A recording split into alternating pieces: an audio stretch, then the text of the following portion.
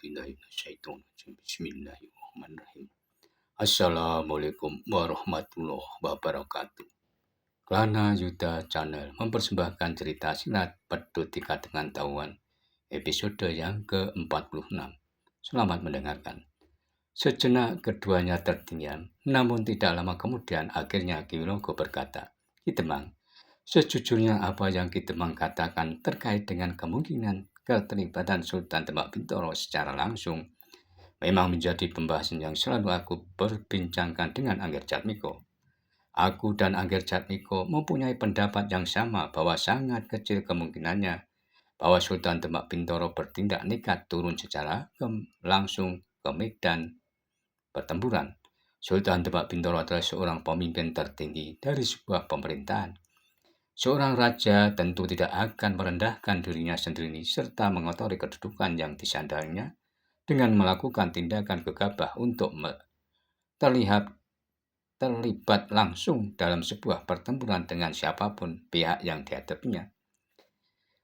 Bagaimanakah penilaian kalayak kebanyakan kalau mengetahui bahwa Sultan Demak sendiri turun ke medan secara langsung serta mengotori kedua tangannya dengan amis darah musuh-musuhnya? Bukankah tindakan Sultan Trenggono tersebut justru akan menghempaskan kebebasan Demak Bintoro sebagai sebuah kesultanan? Demak Bintoro akan dianggap sebagai sebuah pemerintahan yang sudah tidak memiliki kekuatan untuk dapat mendukung kekuasaannya. Meskipun demikian, berkata Ki Winoko selanjutnya, Angger Jatmiko bahkan aku sendiri tentu tidak akan mengingkari kalau kemungkinan yang tidak masuk akal tersebut tetap dilakukan juga oleh Sultan Demak Bintoro. Angger Jatmiko sendiri yang akan melayani Sultan Demak berhadapan di medan nantinya. Ki Demang terlihat mengerutkan dahinya mendengar perkataan Ki Winoko. Ia merasa kurang mapan dengan perkataan Ki Winoko. Ki Demang mengakui bahwa Jatmiko adalah anak muda dengan kemampuan ilmu yang mendebarkan. Bahkan ia pernah menyaksikan sendiri pameran ilmu dari anak muda tersebut. Ki Demang Dawan pun memperkirakan bahwa Jatmiko tentu masih mempunyai simpanan ilmu lainnya. Namun, seberapa pun tinggi kemampuan yang dimiliki Jatmiko atau seberapa banyak ilmu yang tersimpan di dalam dirinya, tentu tidak akan dapat dibandingkan dengan kemampuan Sultan Demak Bintoro. Apalagi kalau Jatmiko berhadapan langsung dengan Sultan Demak Bintoro.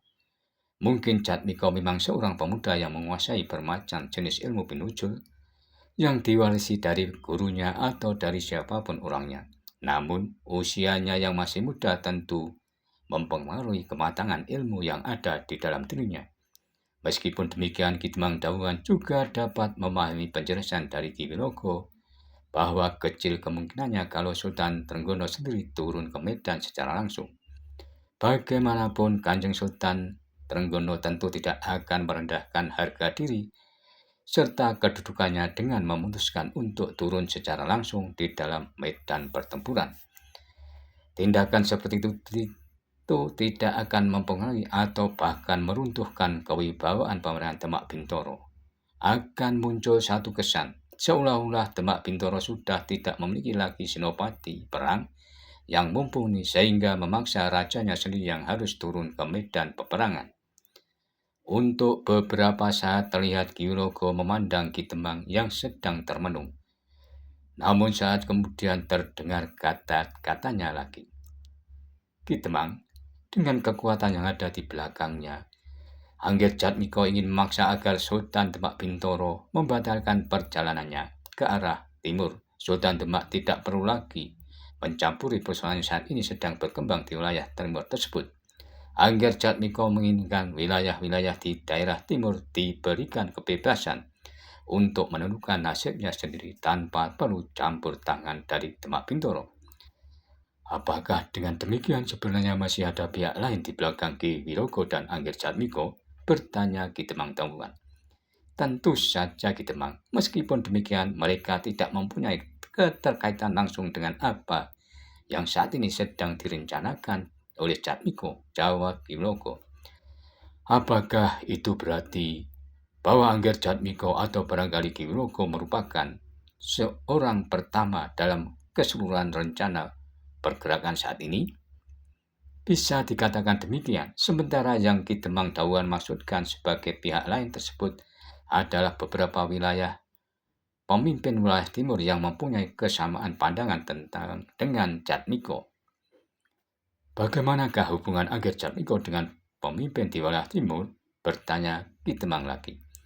Beberapa pemimpin yang mempunyai kesamaan pandangan dengan Angger Jatmiko telah memberi dukungan sepenuhnya dengan rencana Angger Jatmiko meskipun dukungan itu tidak disampaikan secara terbuka, setidaknya untuk saat ini. Pada saatnya setelah Angger Jatmiko berhasil dengan rencana yang dengan para pemimpin tersebut tentu akan menyatakan sikapnya secara terbuka. Mereka telah bersepakat menunjuk Angger Jatmiko sebagai pemimpin dari sebuah persekutuan beberapa wilayah di daerah timur. Dan bagaimana dengan beberapa wilayah timur yang saat ini belum sependapat dengan rencana Angger Jatmiko? Lanjut, Ki Demang Dawan bertanya. Pada saatnya, beberapa wilayah itu akan dengan sukarela menggabungkan dirinya setelah Angger Jatmiko dapat mewujudkan rencananya. Mereka nampaknya masih berusaha untuk menahan diri sambil menahan dan melihat perkembangan yang terjadi. Namun demikian, berkata Wilogo selanjutnya, kalau akhirnya Angger Jatmiko berhasil dengan rencana dan daerah-daerah tersebut masih tetap berseberangan dengan tujuan Angger Jatmiko, apa boleh buat daerah tersebut terpaksa akan diratakan sama sekali, jawab Wilogo.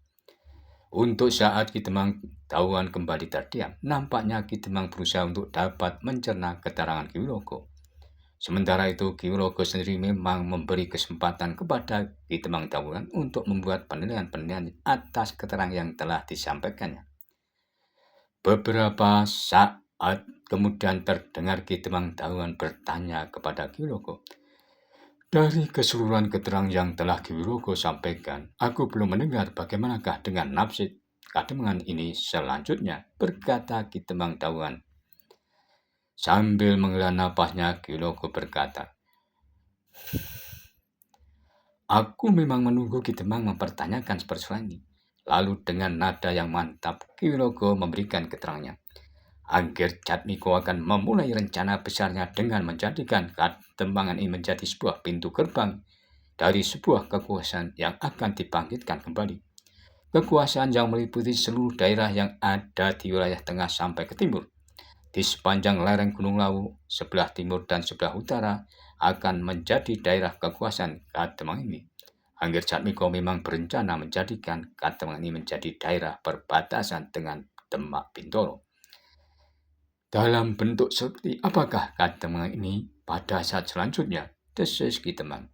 Pada awalnya Kademangan akan menjadi sebuah tanah perdikan dengan wilayah kekuasaan yang mencakup hingga di sebelah timur Kali Dadung. Sementara di sebelah selatan akan berbatasan langsung dengan wilayah Wengker atau Ponorogo. Jatmiko sangat terkesan dengan kecakapan putra Ki Demang Angger. Jatmiko merasa yakin dengan kepemimpinan Angger Apsoro pada saatnya Kademangan ini akan menjelma menjadi sebuah tanah perdikan yang besar dan berkembang dengan pesatnya, jawab Ki Wilogo. Lalu bagaimanakah dengan Kyai Rekso Gati yang saat ini ditunjuk secara resmi oleh pemerintah Demak Bintoro melakukan pengawasan di wilayah Purboyo atau Madiun dan sekitarnya, kata Ki Demang.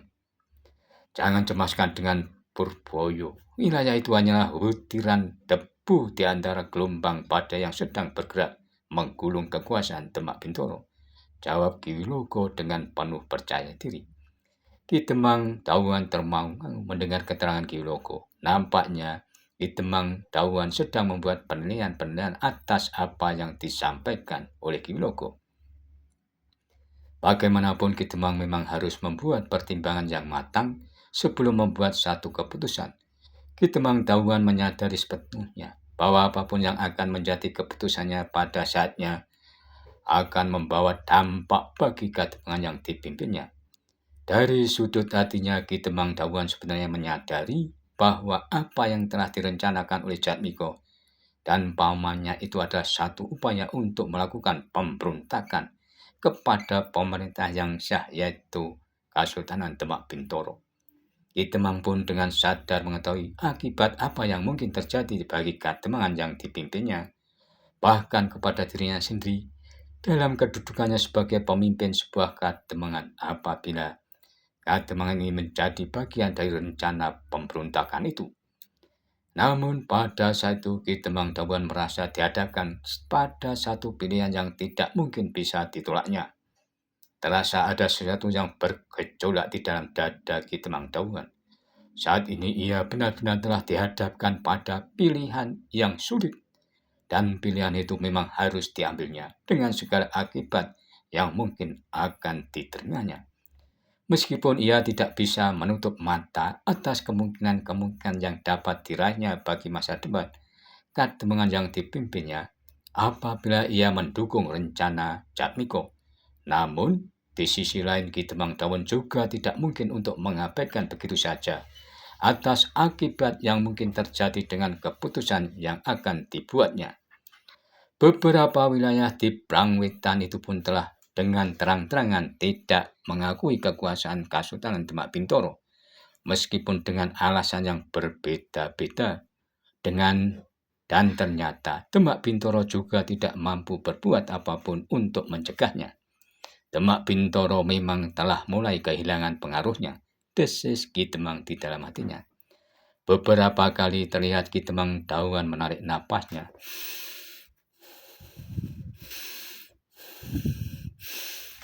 Dengan dalam-dalam seolah Ki Temang ingin melapangkan dadanya dengan udara yang dihirupnya. Terlintas dalam angan-angannya sikap anak perempuannya yang akhir-akhir ini mulai semakin berani terbuka menyatakan perasaannya terhadap anak muda yang bernama Jatmiko tersebut. Sementara anak laki-lakinya sendiri ternyata telah berterus terang menyatakan sikap dukungannya terhadap rencana Jatmiko dengan segala akibat yang mungkin diterimanya. Anaknya justru semakin tenggelam bersama angan-angannya tentang sebuah masa depan gemilang yang akan dapat diraihnya. Ki Temang Dawuan tetap tidak bisa menutupi atas apa yang selama ini selalu menggelisahkan batinnya berkaitan dengan perkembangan yang terjadi di Kademangan yang dipimpinnya. Dan kegelisahan itu selalu disimpannya jauh-jauh ke dalam hatinya. Ki Temang Dawuan tidak menginginkan Kademangannya menjadi hancur dan musnah justru disebabkan oleh keputusannya yang keliru. Dan saat ini Ki Temang Dawuan nampaknya memang dipaksa untuk mengambil satu pilihan, meskipun pilihan yang akan diambilnya bertentangan dengan kata hatinya. Apa boleh buat, aku harus melakukannya demi keberlangsungan dari Kademangan ini.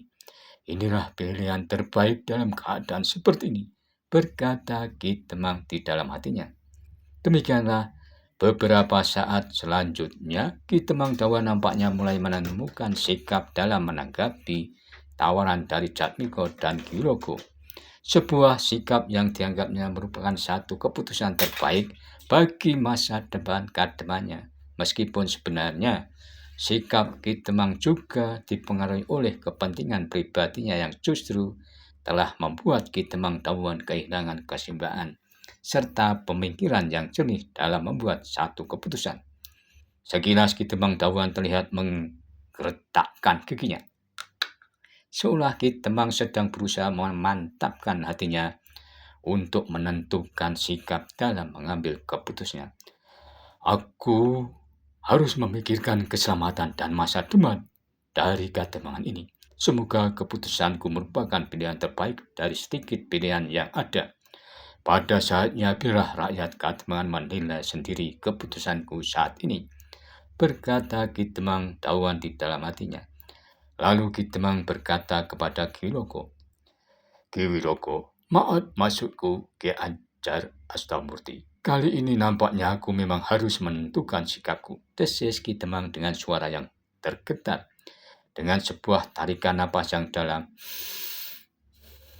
seolah ingin meneguhkan hatinya, Ki Temang Dawuan melanjutkan perkataannya. Pada dasarnya, aku dapat memahami seluruh keterangan yang Ki Ajar Astamurti sampaikan. Saat ini, di dalam kedudukanku sebagai pemimpin Kademangan Dawuan, Aku akan mendukung sepenuhnya rencana itu. Katemangan Tauhan memang harus mengambil kesempatan demi masa depan yang lebih baik. Mendengar perkataan Ki Temang Tauhan, terlihat Ki Loko atau juga disebut Ki Ajar Astamurti menyambutnya dengan penuh sukacita. Dengan sebuah senyum yang mengembang, Ki Ajar Astamurti berkata, Raden Proboswara tentu sangat senang mengetahui sikap tegas dari Ki Temang. Sudah waktunya bagi Ki Temang ini untuk menentukan nasibnya sendiri dan menjadi bagian dari sebuah kekuatan baru yang sebentar lagi akan muncul dari ufuk timur. Sebuah kekuatan besar yang akan mengakibatkan dan akan mengibarkan kembali panji-panji kebesaran yang pernah dimiliki oleh pendahulu kita. Dan Ki Temang menanggapinya. Untuk selanjutnya, aku akan menyampaikan keputusanku ini dengan para pebau Kademangan agar mereka dapat menyesuaikan dengan keputusanku.